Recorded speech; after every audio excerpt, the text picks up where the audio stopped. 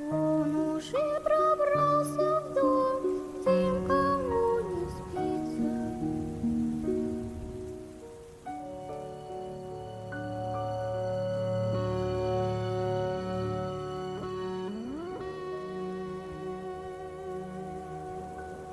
Bienvenidos a La incógnita de lo incierto.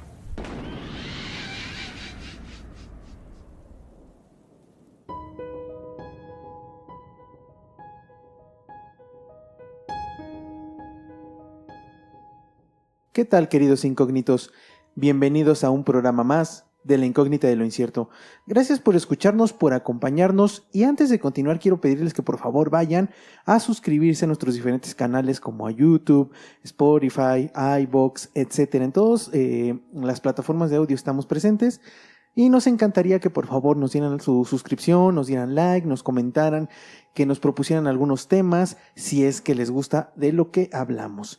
Y en esta ocasión me toca estar solo nuevamente. Hemos tenido, como lo dije, cambios estructurales incluso en el estudio donde estamos grabando, y por esa razón no nos hemos podido reunir, incluso con otras personas que ya hemos estado platicando, pero no hemos podido concretar esas reuniones y esas grabaciones.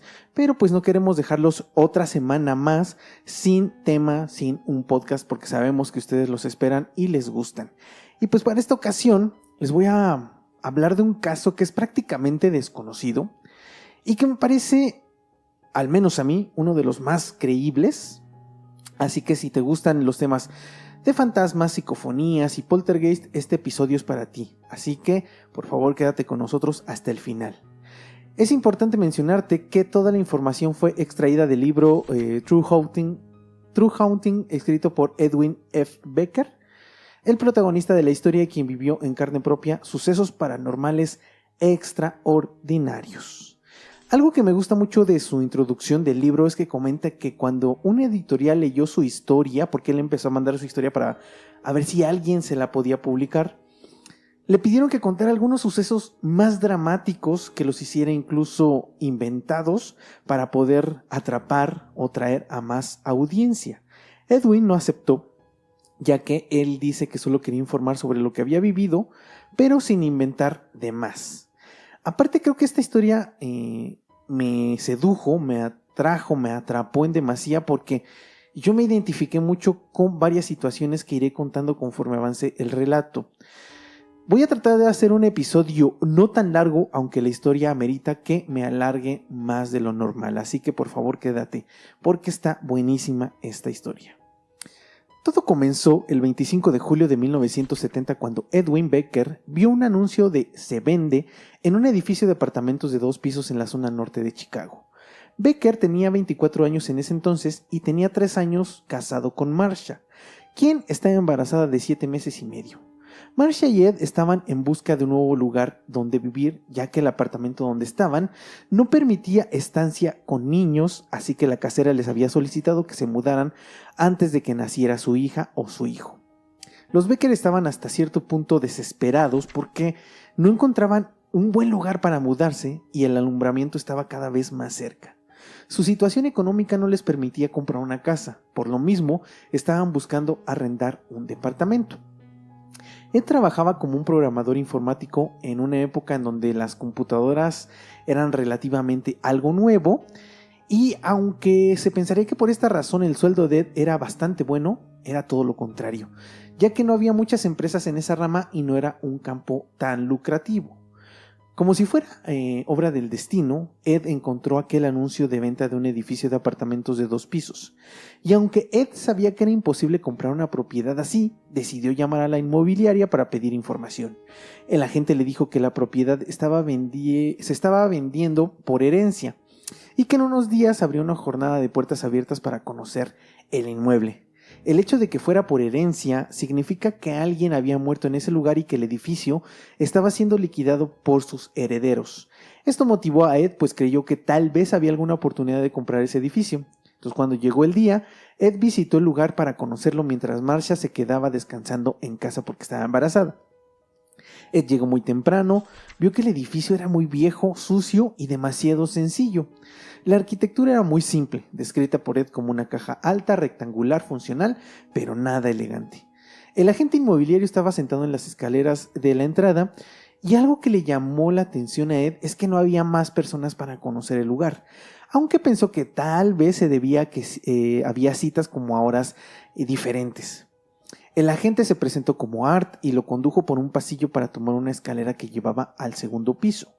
Pasaron por una puerta que correspondía al apartamento del primer piso y Art le dijo que pasaban directamente hacia el segundo piso porque en aquella planta vivía un miembro de la familia que, según Art, estaba loca. Cuando iban subiendo las escaleras, la puerta se abrió y salió una mujer anciana que parecía no haberse bañado ni lavado la ropa en meses. Su cabello era gris, sucio y enmarañado, y casi al instante de salir comenzó a gritarles: hijos de puta, fuera de aquí, ¿qué están haciendo aquí? Entonces Art contestó de inmediato: mira, vuelve a meterte ahí y cállate, ¿me oyes? Vuelve a tu apartamento ahora mismo. Volteó a ver a Ed y le dijo: no te preocupes, si compras este lugar, ella se irá de aquí. Cuando llegaron al departamento del segundo piso, Ed vio que había 3 habitaciones, una sala, un comedor y una cocina, además de una puerta que conducía al armario y solo tenía un baño. Dentro de este baño, es importante mencionarlo para más adelante, había una bañera con patas en forma de garra. El lavabo era de porcelana y la plomería era muy antigua. En general el departamento estaba descuidado, pero nada que pintura y tapiz no pudieran arreglar. Ed estaba bastante optimista, como que decía: tal vez sí me alcance. Bajaron por las escaleras traseras y allí estaba la entrada hacia el sótano.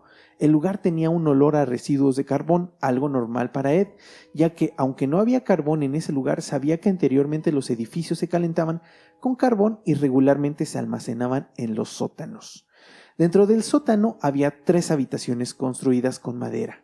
La primera estaba cerrada con candado, la segunda estaba vacía y la tercera estaba vacía pero llena de hollín, lo que confirmaba lo del carbón. Había otra habitación, la única que estaba bien terminada con ladrillo y cemento. En ella estaba una gran estufa con sello del ejército de Estados Unidos. Ed identificó un olor muy penetrante. Se trataba de madera quemada. Inicialmente pensó que habían quemado madera muy reciente, pero al abrir la estufa vio que no había sido ocupada durante mucho tiempo. Ed no le dio mayor importancia, aunque también sintió mucho frío, específicamente dentro del sótano. Art continuó con el recorrido y Ed se dio cuenta de que la gente estaba actuando un poco extraño. Aunque esto lo identificó tiempo después, no en ese momento, esto lo platica en el libro y dice que él se dio cuenta tiempo después de que el agente inmobiliario como que estaba muy nervioso, como que lo estaba llevando muy a prisa, como para que no se diera cuenta de algo. Visitaron el departamento de Mira para revisarlo también, quien lo recibió como antes con gritos. El lugar era casi idéntico al departamento de arriba y Ed nuevamente sintió mucho frío, pero no le prestó mucha atención y no le representó mayor problema, ya que pensó que era muy fresco el lugar. Le dijo: qué bueno que está muy fresco. Cuando salieron no quedaba más que revisar el garage, el cual estaba repleto de basura, pero nada de consideración. Ya afuera del edificio, Art, el agente inmobiliario, intentó convencer a Ed de que comprara el lugar. Era muy insistente, le estaba diciendo demasiado, como: tienes que comprarlo, es una muy buena oferta, ya varios lo vieron. Ed simplemente ya estaba convencido, él sabía que ya era de él. Incluso durante el recorrido en su cabeza iba haciendo cuentas para saber cuánto era lo que podía dar de inicio. El costo de esta propiedad era de $16,500 en aquel momento. Más o menos estuve haciendo como un cálculo aproximado, obviamente, de cuánto era el tipo de cambio en aquel momento, y el tipo de cambio hubiera sido de 12.50. O sea, estamos hablando de que la casa hubiera costado aproximadamente unos 200,000 pesos mexicanos, que era prácticamente un regalo para una propiedad, un edificio de ese tamaño y de esa construcción. Aún así, el pago inicial de una hipoteca era de alrededor de 30%, o sea, unos $3,000, algo imposible para las finanzas de Ed, pero Art le sugirió un préstamo de la FHA, la Administración Federal de Vivienda, con un pago inicial del 5%, algo mucho más razonable para Ed. El único inconveniente era que el préstamo se aprobaría hasta dentro de 3 o 4 meses. Ed pensó que tal vez eso lo complicaría todo, pero Art le dijo que no se preocupara, que la propiedad llevaba también meses sin poder ser vendida y que muy probablemente no existiera ningún problema y que los dueños seguramente serían muy flexibles con Ed. Entonces, sin perder tiempo, firmaron un precontrato y Ed aseguró la transacción entregando un cheque por $200. Además de solicitarles que, si se concretaba la venta, la única condición es que Mira saliera de la propiedad. Art le dijo que platicaría con los dueños y que en los siguientes días le informaría la respuesta. Ed regresó a su casa muy emocionado, pues estaba a nada de tener su propia casa. Marcia se emocionó y no dudó en la decisión de su esposo. Comenzaron a hacer cuentas y se dieron cuenta de que, aunque se apretarían en ciertos gastos, les alcanzaría si podían rentar el departamento de abajo. La idea era que Mira se fuera, rentaran el departamento y pues obviamente de ahí sacaran cierto dinero para completar para el préstamo. Solo un día después, Art llamó a Ed y le confirmó que los dueños habían aceptado el trato. Ed pidió permiso para visitar el edificio el siguiente sábado para mostrárselo a su esposa, algo que aceptaron sin ningún problema. Marcia conoció el lugar y aunque no le pareció el mejor sitio, al menos iba a ser propio. Nuevamente les mostraron el lugar con mucha prisa y el lugar que menos placentero le pareció a Marcia fue el sótano, que nuevamente desprendía un gran hedor a madera recién quemada. Los Becker volvieron a casa y comenzaron a imaginar cómo quedaría su nuevo hogar con los arreglos que necesitaban. Cómo sería la habitación de su bebé, demás, cómo quedaría el baño y como lo dije, aunque el lugar no era el más bonito, Marcia sabía que ahora ese sería su hogar. Pasaron las semanas y nació su pequeña Christine Ann. El parto los dejó casi sin dinero y para su mala fortuna les informaron que se había aprobado el préstamo y que tenían que pagar el 5% inicial. Como pudieron y con apoyo de los padres de Ed consiguieron el dinero que necesitaban. A finales de octubre, un agente de bienes raíces llamó a Ed por teléfono y le informó que el cierre de la venta se llevaría a cabo el 12 de noviembre y que necesitaban preguntarle también si Mira podía quedarse 90 días más en el departamento después del cierre de la venta. Ed lo pensó y aunque no era algo que le emocionara, aceptó, pero con la condición de que Mira pagara 3 meses de renta adelantado, un total de $360, algo que le venía como anillo al dedo. Ed también solicitó permiso para empezar a arreglar el edificio de inmediato para que pudieran ocupar el lugar al momento del cierre, pero esto le fue negado.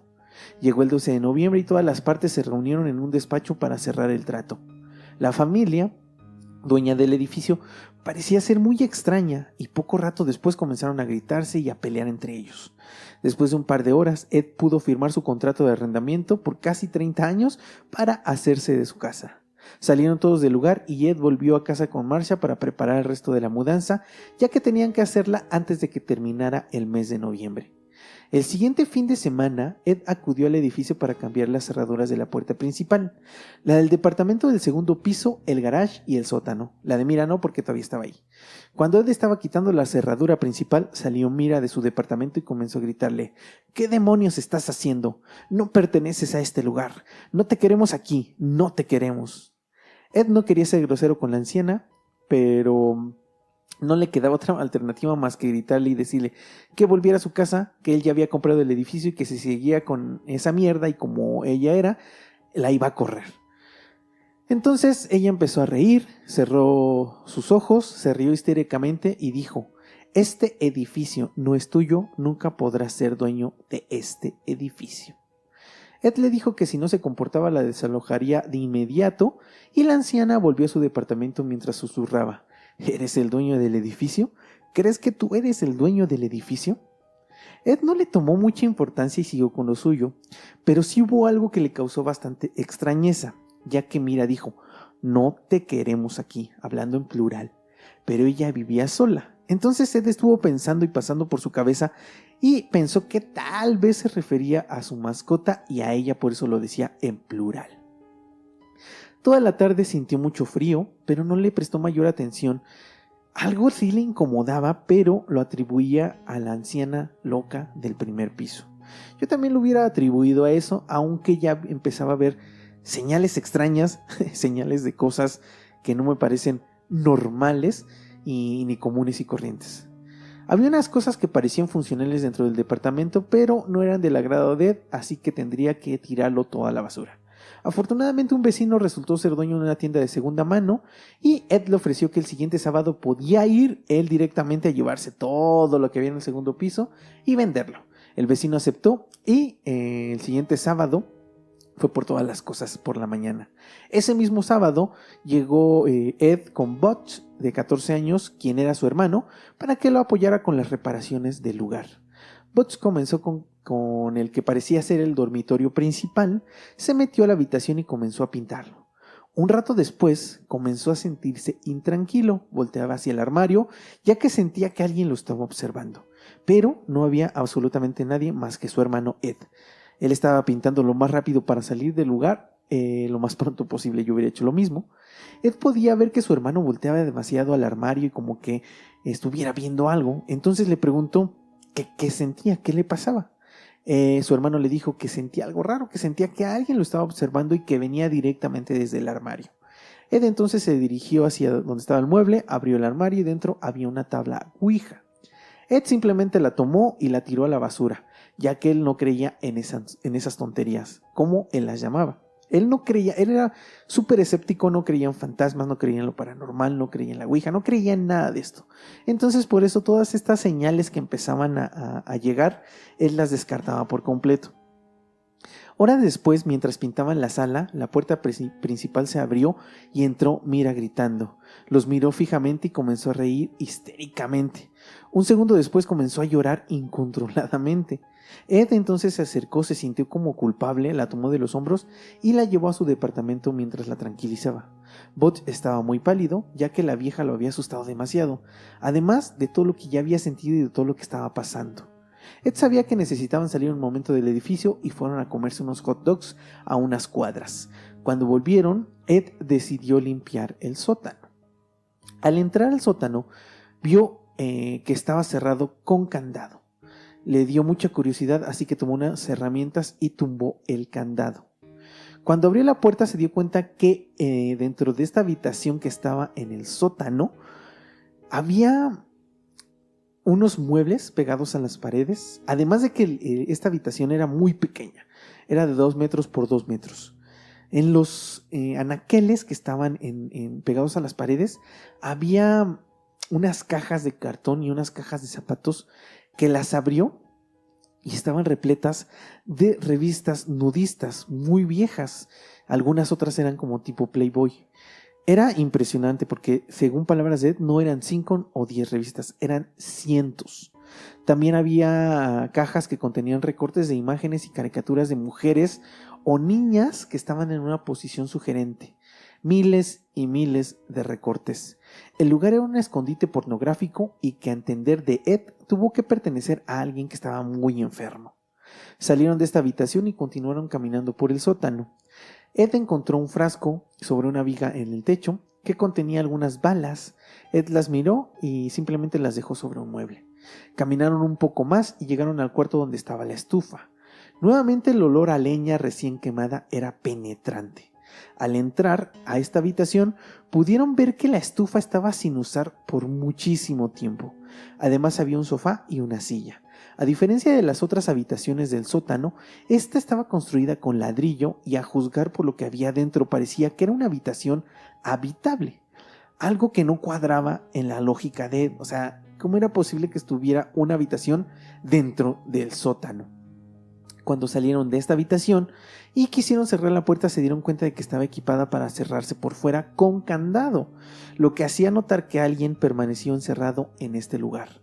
O sea, parecía que esta habitación la cerraban por fuera, que era habitable. Metían a alguien por alguna extraña razón y la cerraban con candado para que esta persona no pudiera salir. Continuaron con la limpieza y al terminar el día habían pintado una habitación, la sala y el comedor. Entonces había sido un día muy productivo. Durante los siguientes fines de semana lograron terminar de arreglar y de decorar el departamento para que el 1 de diciembre se realizara la mudanza. Desafortunadamente el primero cayó entre semana, por lo cual Butch no pudo ayudar a Ed porque tenía que ir a la escuela. Entonces le solicitó ayuda a su mejor amigo George, quien aceptó inmediatamente para ayudarle. El único problema era que George era ciego. George había peleado en Vietnam y había perdido la vista después de que una mina explotara frente a él, luego de que un compañero la pisara. Y seguramente todos se van a preguntar lo mismo que yo me pregunté, ¿cómo es que le pidió ayuda a un ciego? Pues resulta que Ed no tenía los mismos prejuicios que yo. Lo que quería era demostrar que su amigo no era un inútil, minusválido como su familia lo había etiquetado. George le dijo que él podía hacer todo, solo que Ed lo fuera guiando. Incluso mientras Ed decía, vamos a cargar este mueble, él lo llevaba por delante y George lo cargaba por detrás e iba caminando. Lo que tenía que hacer Ed simplemente era decirle, cuidado, aquí hay una escalera, cuidado, aquí hay un escalón hacia abajo, cuidado que hay tienes que ir hacia la derecha, etc. Entonces, siguieron llevando muebles, siguieron llevando cajas. De pronto, mientras estaban descansando en las escaleras, Ed se dio cuenta que George volteaba mucho hacia sus lados, como si hubiera escuchado algo, pero no le decía nada, o sea, como que no le decía qué hay ahí o qué es lo que estás viendo, simplemente veía que él reaccionaba. Después de todo un día de trabajo, los Becker se habían mudado a su nueva casa en la calle Campbell. Ed dejó a su amigo en su casa y volvió para dormir. Al día siguiente despertó a las 5 de la mañana y fue directamente al baño. Como no había una regadera, colocó el tapón de goma que estaba atado al grifo y abrió el paso de agua. Ajustó la temperatura y dejó corriendo el agua. Fue hasta la cocina a tomar un café que Marcia le había preparado y al terminar volvió al baño. Para su sorpresa, la bañera estaba vacía, el agua corría, pero el tapón estaba justo encima del grifo. Esto fue muy extraño, pero Ed simplemente pensó que se había equivocado y no atribuyó nada de esto a algo paranormal. Creo que la mayoría de personas escépticas harían lo mismo, buscándole una respuesta lógica, y lo primero que pensarías es, yo me equivoqué, efectivamente no puse el tapón. Pero no fue la única vez que le sucedió, sino que días posteriores, esto le siguió pasando. Ponía el tapón de goma, dejaba correr el agua y cuando regresaba el tapón nuevamente estaba arriba del grifo. Eso no era lo único paranormal que comenzó a pasar, ya que mientras Ed estaba en el trabajo, les hablaba por teléfono a Marcia para saber cómo estaban ella y su hija, pero siempre el teléfono estaba ocupado. Ed estaba muy molesto, se enojaba porque sabía o creía que Marcia era la que estaba hablando por teléfono y en aquel entonces no era como hoy que pagas una cuota mensual de teléfono, sino que pagabas por minutos e incluso hacia donde llamabas. Entonces él sabía que el teléfono les iba a salir carísimo. Cuando llegó por la noche, le reclamó a Marcia diciéndole, ¿por qué estás hablando todo el día? Nos va a salir carísimo. Y Marcia simplemente le dijo que no había hablado con nadie en el día. Fueron a ver el teléfono y resulta que el teléfono estaba descolgado. Y las nuevas generaciones se preguntarán, ¿cómo estaba descolgado? Bueno, pues porque antes no era como ahora que con un botón cuelgas o descuelgas el teléfono. Incluso hoy son inalámbricos. En aquel entonces todos los teléfonos eran alámbricos y tenían una función en que el teléfono se colgaba y el peso hacía que, digamos, una palanca hiciera que el teléfono se mantuviera colgado y pudieran entrar las llamadas. Entonces, alguien en la casa, que no era Marcia, ni mucho menos su hija Ann, descolgaban el teléfono. Esto, aún así, no le pareció raro a Ed. Simplemente pensaba que tal vez él o Marcia se equivocaban y dejaban descolgado el teléfono. La mañana siguiente, Ed nuevamente fue a la bañera y cuando regresó de la cocina, el agua seguía corriendo porque el tapón de goma lo habían quitado. Pasaron los días y Ed y Marcia pasaban la mayor parte de su tiempo platicando en la cocina. Esto resultaba muy extraño y no se dio cuenta Ed hasta mucho tiempo después. Algo sucedía que ellos no podían mantenerse en otro lugar de la casa, sino que su refugio y donde sentían más confort era en la cocina. Y esto sucede mucho en las familias o en las casas en donde suceden estos poltergeists, estos sucesos paranormales. hay como zonas que son mucho más tranquilas y que en donde sientes confort, donde sientes una energía un poco más sutil y no tan fuerte como en otras zonas de la casa. Y eso es lo que les estaba pasando a los Becker. Marcia también comenzó a experimentar cosas muy extrañas. Algunas mañanas, cuando iba a la cocina, veía que unos platos o electrodomésticos no estaban en su lugar. Al principio pensó que también alguien se había equivocado, él o ella o Ed, y habían dejado mal acomodado o no los habían dejado en su lugar.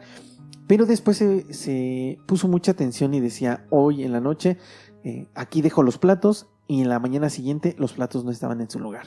A veces la escoba no estaba donde la había dejado unos segundos antes, incluso no una noche antes, sino unos segundos antes. Y aunque todo era extraño, Marcia no le decía nada a Ed porque sabía que él era muy escéptico y le iba a tirar de a loca. Y aquí es una de las cosas en donde yo me identifico. Yo he platicado en episodios anteriores que cuando era un joven, cuando era adolescente, vivíamos en un departamento en donde no sucedían muchas cosas paranormales. Pero si les digo muchas, es muchísimas, decenas de situaciones paranormales. Y una de esas, efectivamente, era que de pronto, por alguna razón, yo dejaba algún objeto, volteaba y en solo 2 instantes ese objeto ya no estaba. Y después lo encontraba abajo de las cobijas, abajo de algún mueble, etcétera. Algo que era pues prácticamente imposible. Si yo dejaba un objeto y tal vez se caía, lo hubiera encontrado en el piso a unos centímetros o unos metros incluso. Pero no encontrarlos en otra habitación, debajo de un mueble o debajo de unas cobijas. Y eso me pasaba a menudo. Otra cosa que comenzó a pasarle a los Becker es que empezaron a tener muchos problemas en la relación. Algo que anteriormente no sucedía. Como les dije, antes de que compraran la casa ya habían estado casados por 3 años y no peleaban. Pero cuando llegaron aquí empezaron a pelear demasiado. Una puede ser que las peleas comenzaron por el nacimiento de su hija y tenían muchísimas más responsabilidades y esto los tenía estresados. O 2 es que los mismos sucesos paranormales que no les encontraban explicación los estaban estresando y eso se reflejaba en su relación. El domingo 20 de diciembre se llevó a cabo el bautizo de la pequeña Christine. George y su esposa Anna acudieron, pues ellos eran los padrinos, así como la familia de Ed y algunos otros amigos. Después de la misa todos se dirigieron al edificio, incluido el padre de la iglesia, quien había aceptado bendecir el lugar. Después de que terminó la misa, el párroco accedió a visitar el edificio para darle su bendición y se iba a quedar a almorzar. Marcia y los demás se adelantaron mientras Ed y George se quedaban esperando al sacerdote. Cuando los 3 llegaron al edificio, los recibió Mira gritando blasfemias como vete de aquí, hijo de puta. Ed, apenado con el sacerdote, le gritó a Mira que volviera a su casa o la iba a correr. George, quien era ciego, estaba bastante intrigado y un poco asustado por la reacción de esta anciana, que ni siquiera sabía quién era. Ed le pidió al sacerdote que, si podía bendecir la casa antes de que empezara el almuerzo. El cura dijo que sí y sacó una Biblia y un dispensador de agua de bronce. Es importante que se den cuenta de que era de bronce, no era de cristal, no era de otro material, era de bronce. Comenzó con un rezo tradicional y empezó a echar agua bendita habitación por habitación. Cuando llegaron a la sala de estar, el balde de bronce se rompió por completo en pedacitos. La cara del sacerdote era de incredulidad y bastante miedo. Se agachó, tomó los pedazos del balde y inmediatamente dijo: me tengo que ir de aquí. Ed le pidió que al menos bendijera la habitación de su hija. El sacerdote no quería, pero al final accedió y rápidamente dijo unas palabras para salir rápidamente de la casa. Era tanta su prisa que se equivocó de puerta y entró al armario para después salir correctamente. Ed sabía que algo estaba mal. No solo por la reacción del padre y que se fue muy rápido, sino que también no recibió el dinero de la misa y la bendición de la casa. O sea, Ed le iba a pagar por los servicios y el padre se fue sin siquiera pedir su dinero. Eso, pues obviamente, daba a entender que se había ido deprisa porque algo lo había asustado. Y aunque todo fue muy extraño, los Becker continuaron con la celebración. Ese día nada paranormal pasó. Pero al día siguiente, Marcia estaba en la cocina con su pequeña, estaba mirando una pequeña TV portátil, cuando de pronto escuchó un ruido y al voltear hacia la pared pudo ver como una batidora de mano que colgaba de un gancho se desprendió de la pared y no cayó al instante, sino que se elevó y quedó suspendido por un instante para después volar unos 2 metros antes de caer al piso. Marcia estaba más sorprendida que asustada y recordó que esa batidora casi siempre amanecía en el suelo. Ella creía que solo era una señal de que ellos estaban ahí y los estaban enviando un mensaje. Eso también me identificó mucho con lo que nos sucedía a nosotros como familia, porque siempre lo he platicado y siempre he dicho que creo que lo que estaba ahí en ese departamento simplemente hacía cosas para que los viéramos, para que supiéramos que ellos estaban ahí. Durante los siguientes meses la caída de las batidoras se hizo común, pero también que las puertas del armario de platos se abrieran o que las luces de la cocina parpadearan casi a diario. Ed estaba cansado de los reclamos de su esposa y decidió nivelar las puertas porque él creía que todo se debía a que las puertas estaban desniveladas. Pero todas estaban bien y también revisó las conexiones de luz y todo estaba en orden. Ed continuó con la limpieza del sótano y ahí fue donde tuvo el primer encuentro que lo hizo dudar sobre la existencia de los fantasmas. O sea, era bastante escéptico después de todo lo que ya había pasado, moverse las cosas, etc. No creía en fantasmas aún. Mientras él estaba limpiando la habitación pudo sentir como alguien lo estaba observando. Esto es muy común. Podemos atribuir que sientes una presencia y que tal vez solo es tu imaginación. Porque cuando él volteó no había absolutamente nadie. Además vio como si alguien pasara caminando de una habitación a otra, pero solo de reojo, no lo vio de frente. El olor a leña recién quemada cada vez era más intenso, pero no había una explicación lógica. O sea, no había nada que dijera o hubiera señas de que hubieran quemado leña cerca. No había nada. Además escuchaba como una pareja estaba discutiendo. Él pensó que tal vez el ruido provenía de un edificio cercano, y esto es bastante normal, bastante común.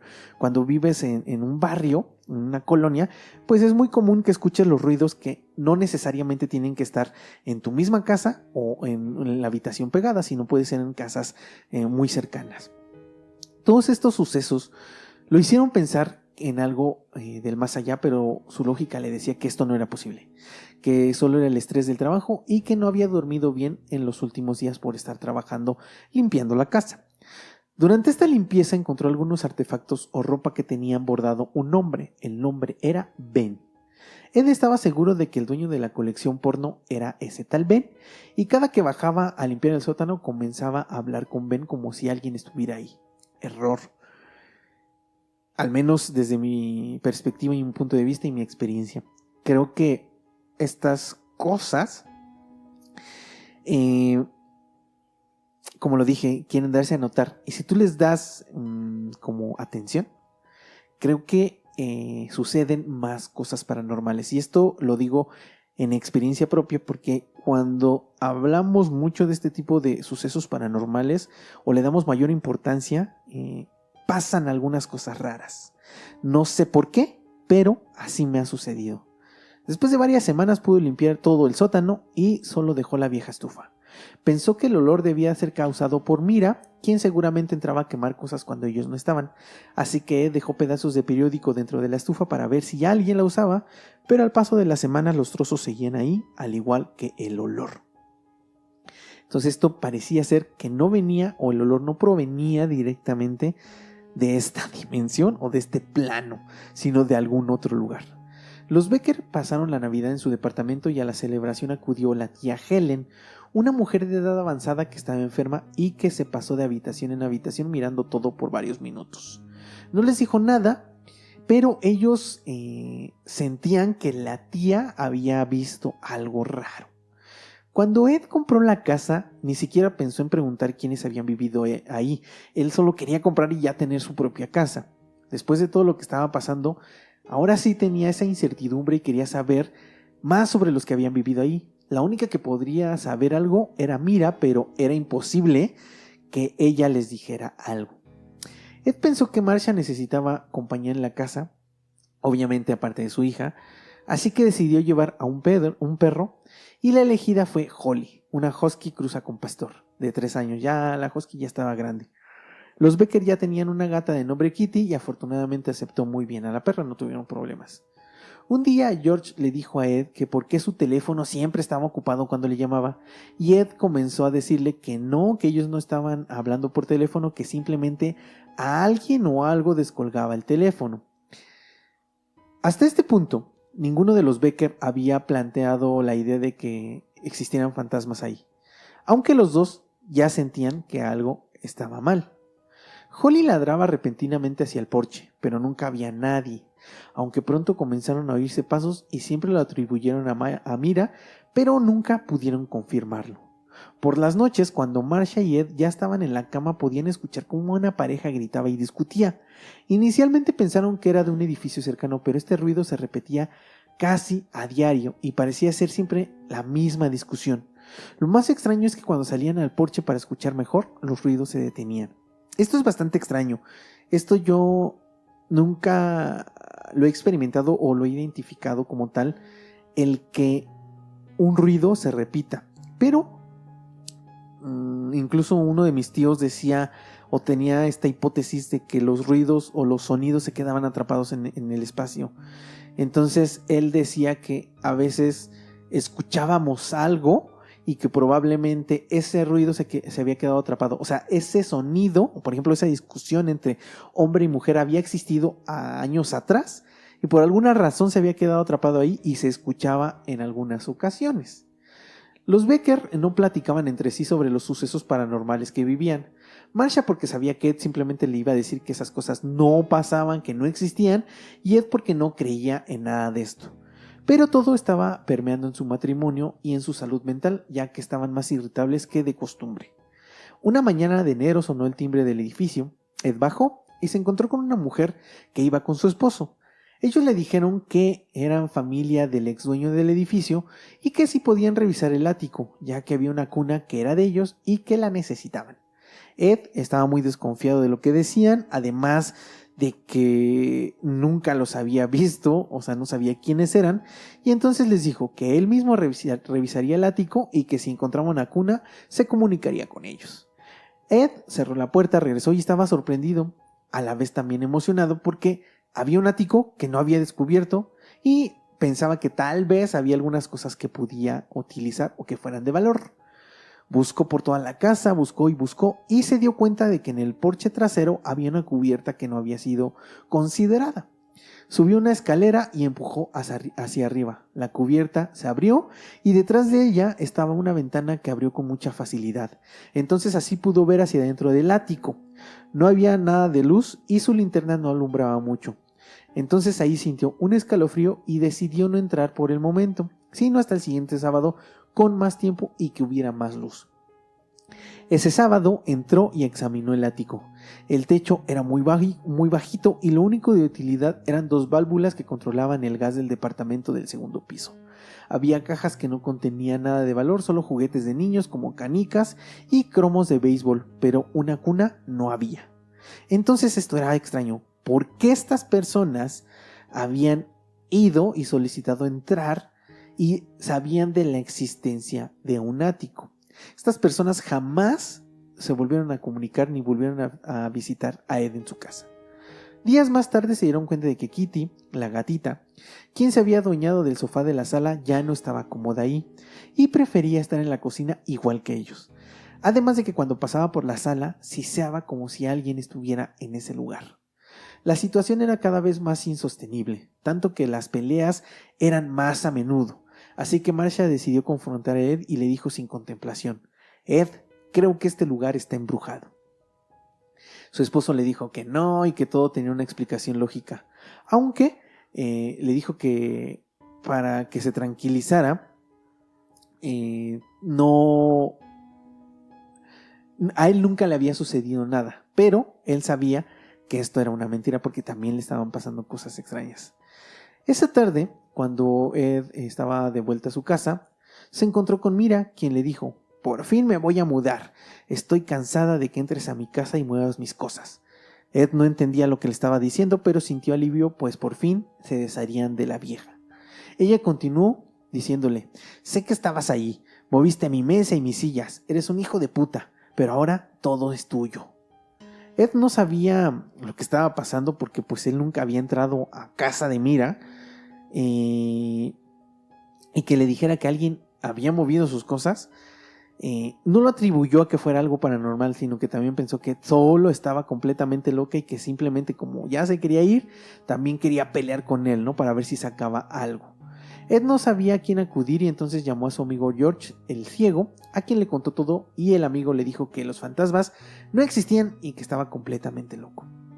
Ed seguía renuente, pues sabía que admitir que su casa estaba embrujada abriría una puerta a lo desconocido, pero ya no se podía negar más. Y esto es importante también. Muchas veces no aceptamos o nos negamos a la posibilidad de algo paranormal, algo fuera de lo normal, no quiero decir fantasmas, espíritus, etc.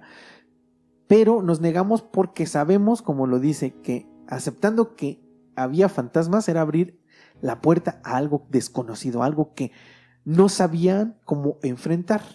Entonces, al día siguiente en el almuerzo, Ed platicó con sus compañeros de trabajo sobre los fantasmas de su casa y la reacción le sorprendió, ya que varios no solo no le dijeron nada, sino que le creyeron, incluso le contaron experiencias muy parecidas. A la siguiente semana, Mira se mudó y comenzaron los trabajos de limpieza y remodelación del departamento del primer piso. Ed cuenta que esos fueron los primeros instantes en que sintió miedo, pero verdaderamente miedo, ya que aunque no pasó nada sobrenatural, sentía escalofríos tremendos dentro de ese departamento. La siguiente semana, mientras limpiaba los pisos, vio por el rabillo de su ojo como una persona lo estaba observando. Fue muy claro, él sabía que alguien estaba ahí. Inicialmente pensó que era Marcia, que había bajado como para ver qué estaba haciendo, pero al voltear se dio cuenta de que no había nadie. Siguió limpiando el departamento y al llegar a una habitación, mientras estaba limpiando las paredes, vio de reojo como una silueta de más de 2 metros pasaba de un lado hacia otro. Ed hizo la limpieza lo más rápido que pudo para dejar el departamento e irse de ahí. Unas semanas más tarde por fin consiguieron inquilinos para su departamento vacío. Dave y Ellen, una pareja con su hija Laura prácticamente recién nacida, eran los que se iban a mudar ahí al final del mes. Los sucesos paranormales continuaban, pero Ed hizo las modificaciones necesarias, como poner una nueva palanca de desbloqueo de su baño, y al terminar llamó a Marcia y le dijo: mira, ya me encargué, Ed 1, el fantasma 0. Marcia le dijo: ¿así lo vas a arreglar? ¿Vas a reemplazar todo el edificio pared por pared o qué vas a hacer? Ed bajó al sótano, ya que los nuevos inquilinos iban a necesitar un lugar donde lavar, y este era el mejor. Entonces, mientras descansaba, escuchó cómo una mesa se arrastraba y el sonido venía directamente del primer piso. Pero esto no era posible. Los nuevos inquilinos aún no se mudaban, incluso no había muebles en el lugar. Ed fue al primer piso y vio que no había absolutamente nada. Se fue a dormir y decidió no decirle nada a Marcia y hacer caso omiso. Después de la mudanza de los nuevos inquilinos, un sábado Ed fue interceptado por Dave, quien le pidió unos minutos para hablar de algo que había pasado. Ed pensó que los nuevos ya habían tenido contacto con los fantasmas, pero Dave le dijo que si por favor le podía avisar cuando apagara la electricidad, ya que se habían quedado sin luz cuando Dave estaba escuchando su tocadiscos. Ed se quedó sorprendido y le dijo que no había quitado la luz, pero Dave fue muy claro y le dijo que mientras escuchaba música todo se quedó a oscuras y la luz volvió unos instantes después. Él le dijo que si volvía a suceder algo así le avisara y él se haría cargo. En otra ocasión, al volver a casa, pudo ver a una mujer de unos 80 años sentada en las escaleras de su entrada. Esto no, según Ed, no era algo fuera de lo común, ya que muchas personas acostumbraban quedarse sentados ahí como en los escaloncitos, y entonces Ed, cuando pasó, miró a la anciana, le sonrió y la mujer hizo lo mismo. Al entrar a la casa le preguntó a Marcia si sabía quién era la anciana que estaba sentada afuera, pero Marcia le dijo que no había visto a nadie. Entonces no le dieron mayor importancia, pensaron que tal vez alguien se había sentado y que había estado ahí descansando y se había ido. Esta anciana fue vista por Ed varias ocasiones. Una tarde, cuando él iba regresando de su trabajo, pudo ver a la anciana, quien lo miraba directamente a los ojos. Jamás le decía nada a esta anciana, o sea, solo lo miraba y le sonreía, pero no le decía absolutamente nada. En esa ocasión, Marcia abrió la puerta y juntos pudieron ver a la anciana sentada en las escaleras. La mujer se levantó y se dirigió hacia donde estaba la puerta del departamento del primer piso. Esto resolvía el enigma. Según los Becker, pues creyeron que era la madre de Dave o Ellen, o que alguien seguramente los había visitado o estaba viviendo con ellos. Ed, al siguiente día, cuando regresó al trabajo, le preguntó a Marcia si había platicado con sus inquilinos de abajo para ver si había alguna anciana, pero Marcia le dijo que había platicado con Ellen y que no había ninguna anciana y que tampoco nadie los había visitado desde que habían llegado a la casa. Unos días después, Ed conoció a Walter, un vecino de al lado, quien lo invitó a tomar una copa de whisky.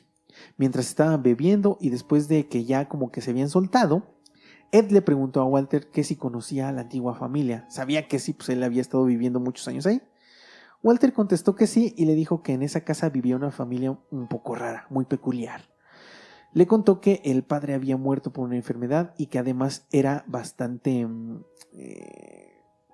pues que golpeaba a su familia, que era bastante fuerte en su forma de ser. La madre había muerto con el corazón roto, según Walter, ya que le dijo que uno de los hijos, llamado Bob, se había enojado con ella y este joven se había mudado a unas cuadras, pero que jamás la visitó, ni siquiera acudió a su funeral. La mujer había muerto en el primer piso. En ese mismo piso había muerto otro de sus hijos, que según Walter estaba completamente loco. Su muerte estaba llena de misterio, ya que nunca se supo de qué había muerto. Incluso se especuló de un suicidio. Y por último había quedado Ben y su esposa, quien también se suicidó años después, ahorcándose en el sótano. Ben fue el último en morir y por eso es que vendieron la casa. Mira no era un familiar realmente cercano, más bien era lejano. Ed le dijo a Walter: pensarás que estoy loco, pero creo que hay fantasmas en mi casa. Walter ni se inmutó y le creyó cada palabra. Otro día, los Becker salieron de compras y al volver fueron interceptados por Dave, quien quedó sorprendido y les preguntó que si habían estado afuera toda la tarde. Ellos le dijeron que sí, y él, sorprendido e incluso asustado, le dijo: es que en tu departamento se escucharon ruidos muy fuertes, como si alguien estuviera peleando. Incluso le dijo: creíamos que ustedes estaban peleando. Ed entró primero pensando que tal vez alguien había entrado a robar, pero no había absolutamente nadie. Todo estaba en su lugar, aunque Holly y Kitty, la perrita y la gatita, estaban acostadas en un rincón, prácticamente abrazadas y muy asustadas. Una noche, mientras Ed y Marcia se preparaban para dormir, Holly, quien dormía en la misma habitación, se puso al pie de la cama en modo de ataque. Comenzó a gruñir y mostraba sus grandes colmillos. Ed intentó calmarla y después de acariciarla unos minutos, Holly se calmó y se fue a dormir. Esto dejó muy intranquila a Marcia, ya que ella creía que su perra había visto algo que ellos no podían ver. La situación se estaba saliendo de control. Marcia le propuso a Ed que vendieran el edificio, pero sabían que esto era imposible, estaba fuera de sus posibilidades. Marcia estaba preocupada, pues sentía que todo estaba subiendo de nivel y que lo que había visto Holly le preocupaba, ya que seguramente era un monstruo, era algo que les quería hacer daño. En ese momento Ed le dijo: no, o sea, sí te admito que tal vez hay algo, pero sé que no nos va a hacer daño. Entonces, a partir de aquí, Ed comenzó a hacer algo que a mi parecer fue un error. Comenzó a tener pláticas con Ben. Comenzó diciendo: creo que Ben está aquí y hace todo lo que hacía en vida, como usar el teléfono y la bañera. ¿No es así, Ben? Marcia lo miró fijamente y le dijo: no lo hagas. Pero Ed no le hizo caso y prosiguió: no, el viejo Ben es inofensivo. Mira, nosotros somos personas, él solamente sí, eso es. Marcia le dijo que se detuviera, que por favor no estuviera diciendo cosas de Ben, y ya también lo llamaba así, porque se iba a enojar. Pero él continuó diciendo que era un viejo pornográfico, que le encantaban las chicas, etcétera, como que empezó a insultarlo. Y entonces Marcia le dijo: ya, por favor, de verdad, cálmate. Ed continuaba y le dijo: ya ves, no pasa nada, no debes de desmoronarte porque imaginas a un fantasma como si fuera un monstruo o algo así. Nosotros somos reales, Ben no lo es, créeme. Si sintiera que hay algo de peligro para ti o para Christine, nos iríamos de aquí en un instante. No lo veo. Él simplemente es una bolsa de aire, nada más. La verdad, como lo digo, creo que es algo que no debes de hacer. Yo no puedo asegurar, ni puedo decir que exista fantasmas, que existan espíritus, que existan demonios, que exista algo más. No lo puedo confirmar. Pero basándome en mi experiencia, yo en alguna ocasión también lo he platicado en episodios anteriores, tuve una como plática también así, insultando y diciendo a algo que presuntamente estaba en una casa, y a partir de ahí me pasaron cosas verdaderamente fuertes, cosas que me hicieron incluso pensar que en una noche que iba a morir, de la impresión que sentía de lo que estaba pasando. Eso lo pueden escuchar en otro episodio y en algún momento pues también lo puedo volver a repetir para la gente que no lo sabe. Pero es por eso que me identifico en muchas de estas cosas, porque yo era un poco parecido a Ed y era escéptico, pero me pasaron también cosas que hoy, aunque sigo siendo escéptico y quiero saber por qué y qué son estas cosas, creo que sí estamos acompañados de algo más. Esa misma noche, después de como insultar a Ben, mientras los Becker cenaban en su cocina porque era su lugar especial, la puerta comenzó a abrirse. Ed dijo, ¿ves? Ya llegó Ben. Y cansado de la situación, colocó un trozo de cuerda en la pared y ató el pomo de la puerta para que no se abriera, y en tono burlón dijo, toma eso, Ben, vamos a ver si puedes abrir la puerta ahora. Lo seguía insultando, lo seguía como provocando a esto que estaba ahí. Unos minutos después, el pomo de la puerta giró lentamente y la puerta se movió como si fuera a abrirse, pero no lo pudo hacer porque la cuerda lo mantenía cerrada. Ambos observaron cómo la puerta rebotaba y vibraba cada vez más rápido, y después de unos minutos se detuvo. Ed había ganado esa batalla y gritó, ¿qué pasa, Ben? ¿La puerta está atascada? ¿Estás cansado? Ay, lo siento, Ben. Volteó para ver a Marcia y le dijo, te apuesto que el querido Ben ahora va y descuelga el teléfono. Y efectivamente, así fue, encontraron el teléfono descolgado. Otra tarde, cuando Ed volvía del trabajo, vio que el teléfono estaba descolgado, lo puso en su lugar y casi al instante sonó el teléfono. Era George, su amigo, quien le reclamó y le dijo que por qué hablaba tanto por teléfono. Ed le dijo, ya te dije que no, simplemente está descolgado otra vez. George se burló y le dijo, sí, claro, son los fantasmas, ¿no? Entonces Ed le dijo, no me crees, ¿verdad? Entonces vente mañana por la noche para que lo compruebes. La mañana siguiente los Becker despertaron con mucho frío y se dieron cuenta de que las válvulas del ático del gas habían sido cerradas. Trataron de no hacer caso y por la noche llegaron George y su esposa. Ed lo sentó en la cocina y ató la puerta. Comenzó a decir, ven, aquí estamos, haz lo tuyo. No pasaba nada y George le dijo, déjate de tonterías. En ese momento, la puerta comenzó a vibrar muy fuerte y el pomo giraba con mucha fuerza. Anne, la esposa de George, estaba inmóvil y no podía creer lo que estaba viendo. George afinaba su oído y cuando la puerta dejó de moverse dijo, esto no tiene nada de raro, solo es el aire, y muy probablemente la vibración es porque un tren pasa muy cerca. Mientras estaba diciendo que los fantasmas no existen y todo esto, una maceta que tenían colgada en la pared se alzó en el aire, voló unos centímetros y después cayó al piso estrepitosamente. George saltó de su silla y dijo, ¿qué mierda fue eso? Anne le contó lo que había pasado y George no encontró una explicación lógica a lo sucedido. Entonces tomaron sus cosas y se fueron de la casa sin volverla a visitar nunca más. Mientras los Becker vivieron ahí, no los volvieron a visitar. En otra ocasión, Ed hizo una barbacoa e invitó a su familia. Entre ellos estaba April, su hermana, quien, al enterarse de los supuestos fantasmas, le suplicó a Ed que le rentara el departamento, que cuando se fueran sus inquilinos, la llamara a ella para que le rentara el lugar. April era amante de lo paranormal y de la tabla Ouija. Incluso le dijo, ya no les renueves el contrato si no se quieren ir, no se los renueves y me lo rentas a mí. Los días pasaban y la situación era demasiado tensa para Marcia, ya no podía. Entonces le pidió a Ed que la dejara pasar unas semanas en casa de su madre, pues la situación era muy difícil y necesitaba descansar de todo lo que estaba pasando. Entonces Marcia y Christine viajaron a casa de la abuela. Y aquí voy a hacer otra acotación diciendo que aquí también me identifico mucho. Llegó un momento en ese departamento donde vivíamos en que ya era como insoportable el hecho de ya te acostumbras a esos sucesos paranormales, te acostumbras a lo que pasa, pero también llega un momento en el que ya te cansas e incluso empieza a ser como frustrante y estresante, ya no sabes qué hacer, y más por ejemplo cuando hay sucesos que son un poco más fuertes, ¿no? Como por ejemplo la parálisis del sueño, y no solo la parálisis del sueño, sino que sientes que algo está ahí contigo, ¿no? Y que incluso puede llegar a tocarte. Entonces Ed se quedó solo en casa por primera vez desde que se había casado con Marcia. La primera noche, cuando volvía del trabajo, Dave le dijo a Ed que la luz se había ido nuevamente, justo cuando estaba poniendo su tocadiscos. Ed le respondió que no se preocupara, que iba a cambiar la instalación eléctrica. Dave además le preguntó que si Marcia ya se había ido con su madre. Ed le contestó que sí, que cómo sabía.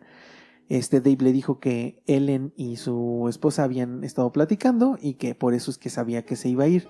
Entonces Dave le preguntó, oye, ¿te puedo decir algo y te puedo preguntar algo, pero no te molestas? Y le dijo, claro que sí. Le dijo Dave, es por todas las peleas que tienen, ¿verdad? Ed y Marcia sí discutían, como lo dije, pero estaba seguro de que Dave y Ellen habían escuchado la misma discusión que ellos escuchaban antes de dormir. Más tarde, mientras Ed destapaba una lata de sopa, Holly comenzó a gruñir y a correr desesperada. Ed la sacó a pasear, pues pensó que estaba muy estresada. Cuando volvió se dio cuenta de que la estufa estaba prendida, pero eso no era posible, ya que él estaba seguro de que nunca la había encendido. Ben estaba sobrepasando los límites, pensó en ese momento. En esta ocasión, ya a diferencia de otras como la bañera, etc., él estaba seguro de que no la había dejado, y más porque son situaciones que son peligrosas, ¿no? Pones mucha atención en este tipo de cosas, y Ed sabía que no la había dejado prendida, pero aquí comenzó a tener ya un poco de miedo porque él sabía que ese tipo de cosas sí lo podían lastimar, no necesariamente el fantasma que los tocara físicamente, pero ese tipo de acciones, por ejemplo el gas, todo esto, sí los podría lastimar o incluso llegar a matar. Ya en la madrugada, Ed despertó porque Holly estaba gruñendo y ladrando. Kitty también estaba como en posición de ataque. Las luces de la cocina estaban encendidas y Ed sabía que él las había apagado todas antes de irse a la cama. Por la mañana sucedió algo completamente nuevo. Sus llaves no estaban en el lugar donde las colgaba. Se pasó varios minutos buscándolas y las encontró en la cocina, pero la llave principal estaba doblada en forma de L, sin romperse, algo que es completamente difícil y casi imposible de hacer en una llave, a menos de que tuvieras algún método especial, pero difícilmente lo puedes hacer. Ed llevó esa llave con un cerrajero. El cerrajero no le preguntó por qué había sucedido, pero simplemente la arregló y por la noche colgó sus llaves en el mismo lugar. Cuando despertó estaba listo para salir al trabajo. Se dio cuenta de que las llaves ya no estaban nuevamente en su lugar. Maldijo a Ben y después de un rato buscándolas encontró sus llaves, pero ahora en el mueble de su dormitorio, con la misma llave doblada en forma de L. Al día siguiente nuevamente pidió ayuda en la iglesia, pero esta le fue negada otra vez. Ed estaba cansado y decidió pasar unos días con su esposa e hija lejos del edificio. Así que pidió permiso en el trabajo, hizo su maleta, encargó a Holly con sus vecinos y tomó el auto para ir con su esposa. Al volver a casa después de unos días, con los ánimos renovados, fueron interceptados por Dave, quien les entregó una hoja escrita a máquina, donde solicitaba irse del departamento antes de terminar el contrato. Los Becker estaban sorprendidos y les dijeron que por qué, ¿no? Que se tranquilizaran, que todo se podía arreglar, pero comenzaron a platicar y resulta que desde que habían llegado estos inquilinos a su casa habían tenido encuentros paranormales, pero que no le habían dado tanta importancia. Incluso dijeron que habían tenido que cambiar a su hija de cuarto porque habían visto una sombra gigante negra entrando a su habitación. Pero la gota que derramó el vaso fue que durante su ausencia de los Becker, los ruidos habían sido incesantes y la actividad había crecido, como si los fantasmas se hubieran molestado porque los Becker no estuvieran en la casa. Una tarde habían escuchado una tremenda pelea con gritos de alguien como si estuvieran siendo asesinada. Esto lo platicaron los inquilinos cuando los Becker no estaban. Todo el ruido venía del departamento de Ed, y cuando Dave subió a revisar ya que le habían dejado unas llaves extras, no había nada ni habían movido absolutamente nada en la casa. Al siguiente fin de semana visitaron a la tía Helen, los Becker, quien les dijo que vendieran el lugar inmediatamente, que lo que pasaba ahí no tenía remedio. Al volver, Holly los recibió con mucha alegría, pero Kitty no estaba. La buscaron por doquier y nada.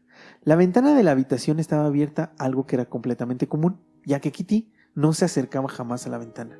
Ed sintió un escalofrío y se asomó por la ventana. Sentía que algo estaba pasando.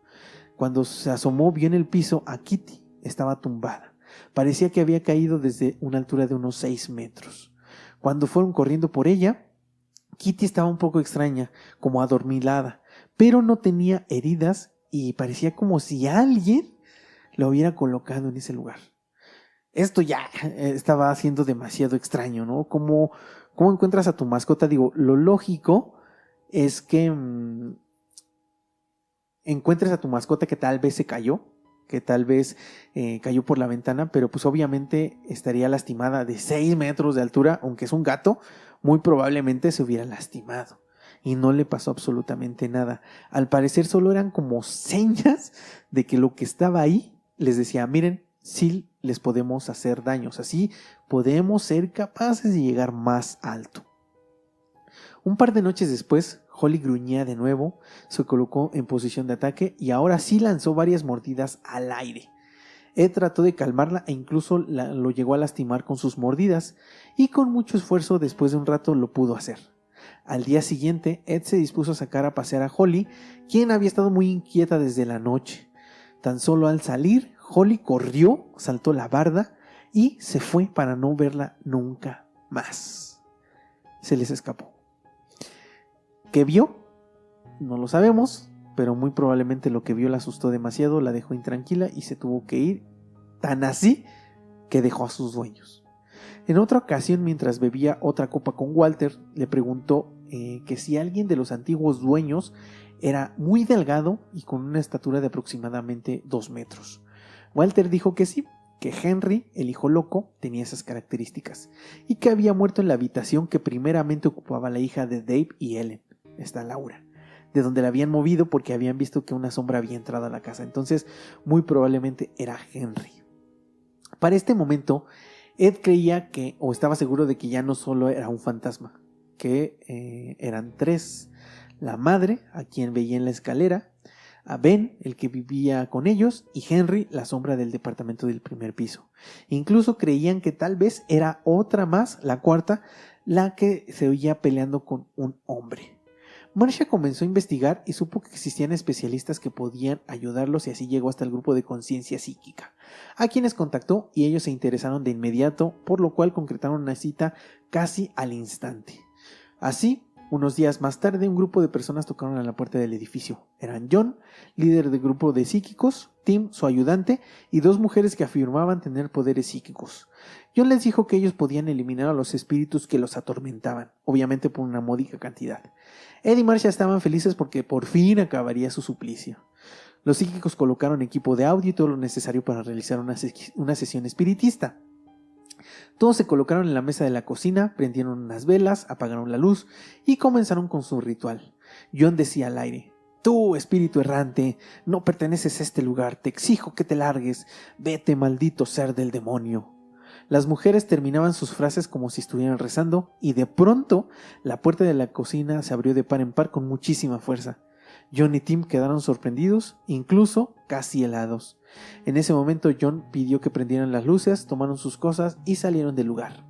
En la puerta, John les dijo que la casa estaba libre de espíritus, pero Ed sabía que era una mentira y que los supuestos especialistas habían salido huyendo del lugar.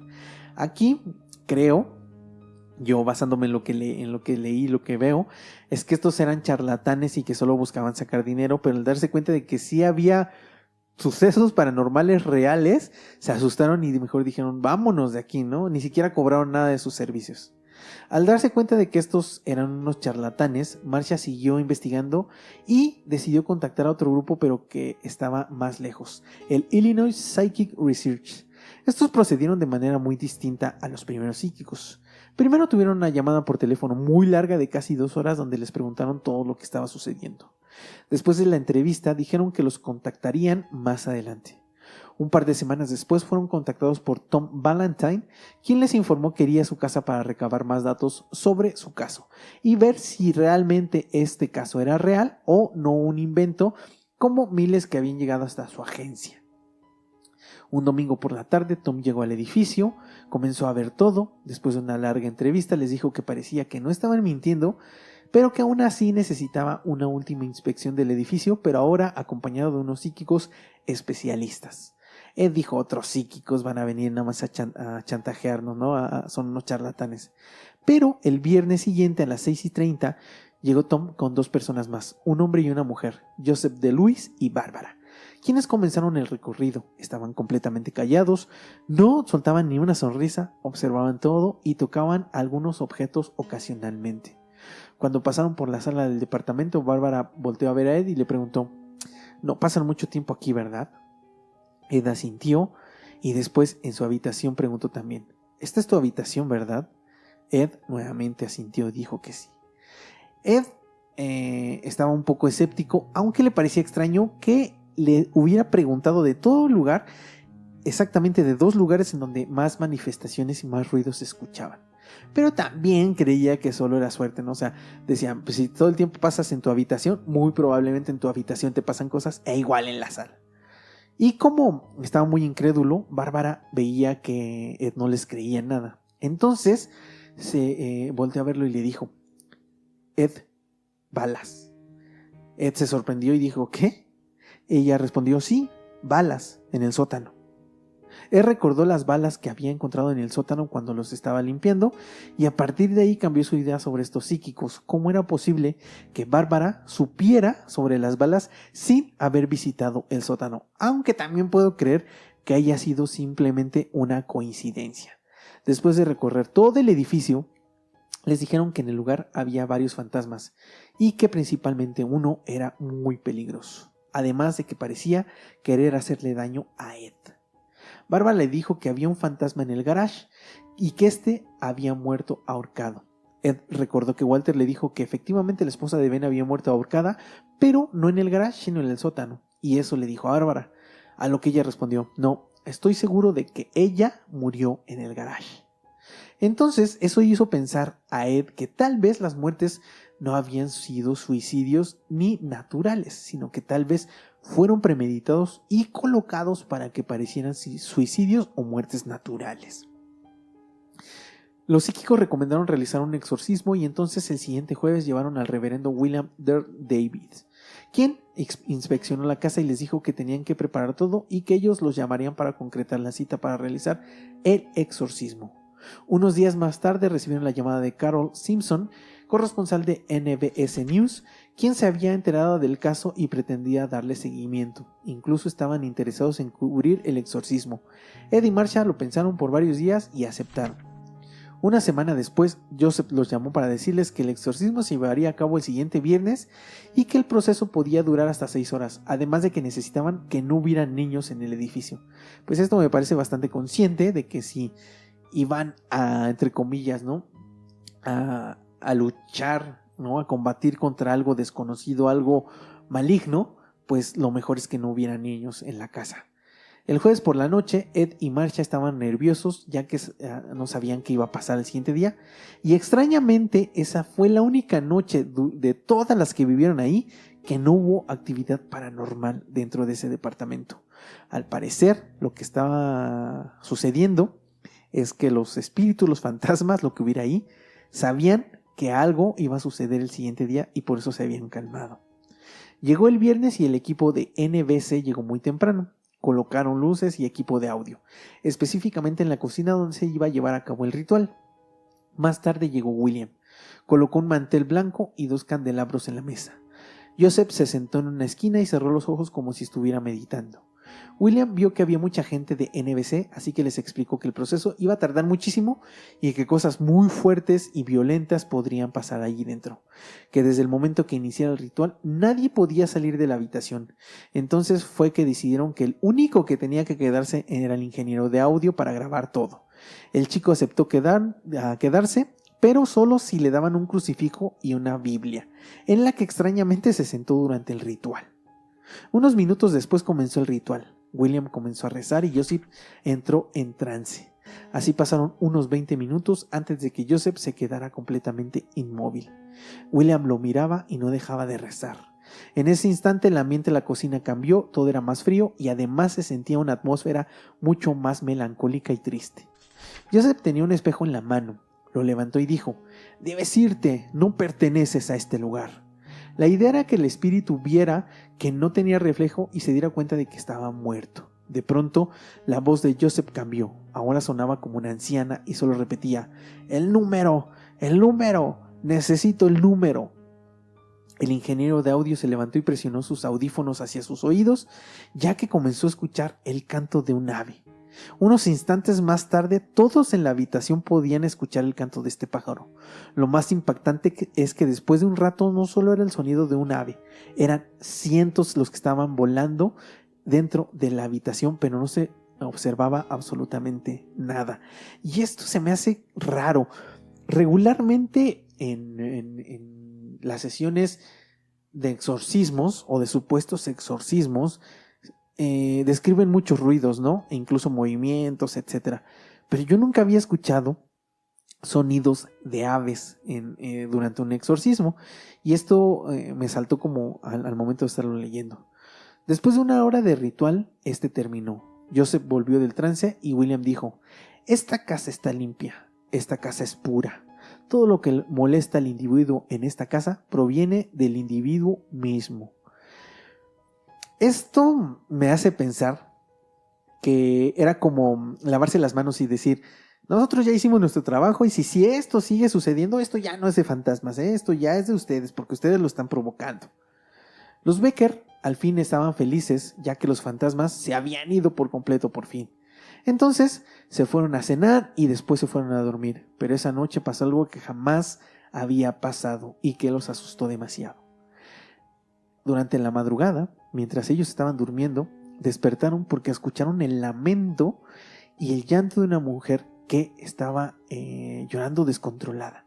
El sonido provenía de la sala y cuando abrieron la puerta y salieron hacia allá, no había absolutamente nadie y todo se quedó callado. Ed, en las siguientes noches, colocó una grabadora que había comprado porque los ruidos y los llantos se seguían escuchando durante las noches. Entonces colocaba la grabadora y nunca se percibió absolutamente nada. Después de una semana, los Becker supieron que el exorcismo había sido un fracaso total, ya que la actividad no solo no había desaparecido, sino que ahora era más violenta.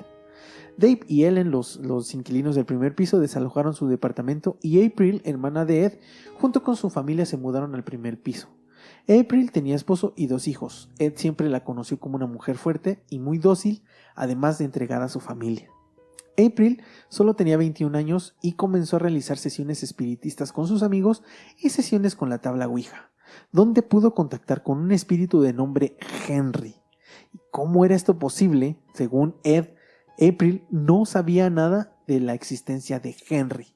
Entonces esto sorprendió bastante a Ed. Los sucesos paranormales siguieron pasando en el segundo piso, pero en el primer piso donde estaba April fueron más y más y más contundentes. Incluso tenían un piano, el cual sonaba por las noches, tocaban las teclas, y esto fue desesperante para esa familia. Ya no podían con él, incluso se deshicieron de este piano. Pronto su hermana comenzó a cambiar. Ahora era arrogante, se enfadaba por todo y regañaba por cualquier cosa a sus hijos. Unos meses después, April se fue de la casa y jamás volvió. El cuñado de Ed permaneció por varios meses y después también se mudó con sus hijos. Esto también me resulta muy extraño. Puede ser que April ya hubiera tenido algunos problemas mentales, algunos problemas psiquiátricos que no habían sido detectados y que muy probablemente estos sucesos paranormales hayan disparado a lo mejor sus crisis psicóticas o qué sé yo. Y tal vez como nunca fue tratada es por eso que tuvo estos cambios tan radicales y se fue de la casa y no se supo más de ella. Pero tal vez también me abra la posibilidad de que pues sí fue algún espíritu que estuvo ahí en la casa y se aprovechó, se apropió del cuerpo de esta April. La verdad es que no lo sé. La verdad es que me parece difícil de creer, pero pues no lo descarto, ya que según lo que cuentan, durante los 20 años anteriores, April había sido muy tranquila, una persona que no había mostrado ningún signo de tener algún problema mental, pero pues esa también es una posibilidad. Años más adelante, y con mucho esfuerzo, Ed por fin pudo vender la casa a un agente inmobiliario que primero fue quien intentó vender la casa, pero no tuvo suerte. por más que la intentó vender y vender y vender, nadie la compraba. Pero después de enterarse de que ahí había fantasmas, este mismo agente decidió comprarlo. Inicialmente Ed supo que esta persona se mudó ahí con su esposa, con su familia, pero Ed no quiso volver jamás, ni quería saber absolutamente nada de este edificio, pero en algún momento se enteró de que en este edificio ya no vivía absolutamente nadie, que estaba abandonado, y al parecer, aunque yo busqué y estuve viendo a ver si había más información sobre este edificio en tiempos contemporáneos, no encontré absolutamente nada, no pude confirmar si está abandonada, si no, si ustedes que nos escuchan algunos saben sobre esto, nos encantaría tener más información sobre ese edificio. Y lo extraño es que cuando los Becker se mudan de ahí, dejaron de tener encuentros como los que vivieron en ese edificio. Sí tuvieron más encuentros paranormales, como cosas que se movían, sonidos, etcétera, pero ya no tan brutales ni tan directos como los que tenían en la calle Campbell. Esto también me identifico mucho porque cuando nos cambiamos nosotros de ese departamento, nos dejaron de pasar cosas. Sí, nos pasaban algunas situaciones paranormales como algunos ruidos, algunas cosas así, pero muy pequeñas a comparación de lo que vivíamos en ese departamento. Entonces, según lo que se sabe y lo que se dice, ¿no? Es que este tipo de espíritus se quedan arraigados en esos lugares y que simplemente están ahí, se quieren hacer notar. Y yo no he sabido de algún espíritu que pueda hacerle daño o de que haya matado a alguien, pero no podemos descartar la posibilidad de que si suceden estas cosas paranormales, como que se abren las llaves del gas, como este tipo de cuestiones, obviamente sí pueden hacerte daño, ¿no? No directamente, pero sí podrían provocar algo que te hiciera daño. Yo cierro diciendo que no puedo confirmar la veracidad de lo que dice Ed. Sí lo creo, y basándome en mi experiencia, en lo que yo he vivido, porque me identifico mucho, pero no sé qué sea, realmente no sé qué sea, y en la búsqueda de eso estoy. Quiero saber qué son los fantasmas, por qué pasan estas cosas, y espero que antes de morir pueda tener una respuesta, sepamos qué es lo que ahora llamamos fantasmas, sepamos por qué suceden estas cosas paranormales, los poltergeists, los sonidos, las psicofonías, etcétera, etcétera, etcétera. Y bueno, pues este fue el caso de los Becker. Espero que les haya gustado, espero que lo hayan disfrutado. Como pueden ver, fue un poquito largo, aún a pesar de que estoy solo, porque había mucha información, e incluso dejé mucha información fuera del libro porque es demasiada, pero traté de traerles lo más interesante, lo más importante sobre este caso. Si les gusta, les voy a dejar ahí en Facebook una liga con el libro. Está en inglés, pero lo pueden trasladar a español mediante Google o alguna otra herramienta. Voy a poner la liga por si lo quieren leer, para que se den cuenta de que es bastante interesante, está bastante bueno. A mí me entretuvo por unos días. La verdad es que sí me gustó, lo volvería a leer, claro que sí, a diferencia del libro anterior, del episodio anterior que les comenté, pero este sí me gustó bastante y se los recomiendo. Y además, porque creo, desde mi punto de vista, que lo que cuenta Ed es real y que no trata de exagerar. Además, otra cosa que tengo que decir es que en lo que se sabe, sí hubo un documental, sí hubo un episodio sobre este exorcismo, pero no les pagaron a los Becker nada sobre este documental. Sobre el libro obviamente sí tuvo ganancias, pero a diferencia de otros casos, Ed no se la pasó como haciendo alarde de todo lo que sucedió, sino que trató de mantenerse un poco más de perfil bajo y de ocultar un poco sobre lo que había sucedido. Este libro, según él, lo escribió solo para informar de lo que había pasado durante su estancia en la calle Campbell. Espero que les haya gustado como lo dije. Gracias por escucharnos, gracias por acompañarnos, gracias por llegar hasta acá. Les mando un saludo a todos los queridos incógnitos, a todos los que ya están suscritos, y a los que no, por favor, vayan, suscríbanse, porque eso nos ayuda bastante. Gracias, gracias, gracias. Me despido por esta ocasión. Yo soy Ava, pero no sin antes recordarles y pedirles que por favor abran sus mentes y se abran a las posibilidades.